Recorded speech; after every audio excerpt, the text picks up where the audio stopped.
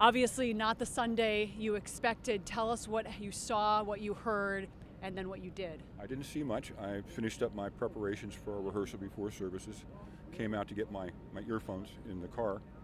I was standing in the parking lot. This is about 9:43.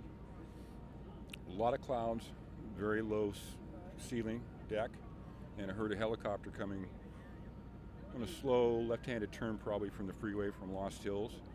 And as it got above me, it was almost directly above us in the parking lot, or these condominiums here, moving very slowly, maybe 3, 4, 5 miles an hour.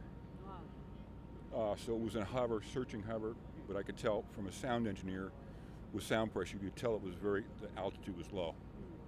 So I listened, I looked directly up, and I couldn't see it. So it had to be up maybe 100 or 150 feet in the cloud deck, because I wasn't seeing any disturbance. If the helicopter's in a hover, its rotor wash is going to be throwing a lot of air down. I didn't see any disturbance in the clouds. So I just listened to it. My alarm bells went off because I'm going, this is awfully low. And I knew that we've got the terrain over there. He headed off on an easterly track, went right over the Las Virgenes Water District building right there, and still in that little bit of a left-hand turn, and about 20 seconds later from when he was here, heard the impact. What did the impact of the helicopter sound like to you? It was not very loud. You could hear the crushing and collapsing of fiberglass, plexiglass. I did note, the thing that stuck in my mind is when it impacted, the rotors stopped literally immediately. There was no secondary. The rotors weren't like breaking off and hearing things fly off. It just all stopped. So however the impact happened, it ended very, very quickly. I hope that the occupants didn't suffer, because it was very, very quick, because it went silent within just a thump. And no explosion in the sky. I was not in a visual standpoint because of the trees in the building. The property manager, Jerry, whom I work with, was standing right over here by the marquee, and he was on the phone talking to somebody, heard the impact, and looked over, and he saw the smoke because he had a visual line of sight. The clouds were low enough that the helicopter went in basically right at the cloud line. He must have just come out of it, but he flew probably straight into the hill.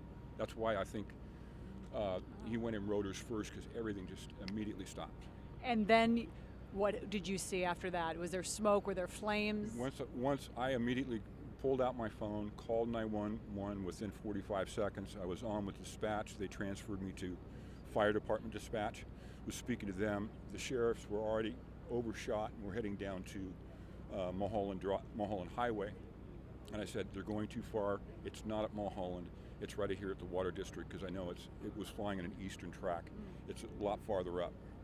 So dispatcher said, I've lived here for 50 years and I know each canyon and location. She said, I'm glad you know where everything is. And then within 4 or 5 minutes, from three different directions, 3 different fire units, sheriff, search and rescue, all appeared. Thank you for calling 911. It's a terrible tragedy. It is. I think he was just disoriented. I didn't hear any malfunctions on the aircraft. Apparently, Kobe's helicopter was a twin turbine, so he had power, and it sounded like he was in control, because it was in a slow. It's hard to control a helicopter when you're in a hover or a slow. You've got to have command of the aircraft. So I think he just was disoriented, and he did not know where he was. I came out here about 2 hours, 90 minutes after it happened. It was still foggy. Yeah. There was no blue sky. Is that usual to see that kind of weather out here? I met one of the residents who's lived here for 17 years. He said all the time that he's lived here, right in this condo here, he says he's never seen the clouds or the fog so dense or so low. Really? The music director that I work with was coming up from Montanito, halfway to Malibu from here, 4 miles away. He said there were no clouds where he was. So apparently we have these, these local little microclimates, and the property manager, who's been here for 10 years, says this particular little bowl here has a tendency to generate a lot of clouds and fog from time to time. Thank you for watching. If you want more extra, hit the subscribe button and the bell so you'll never miss a video.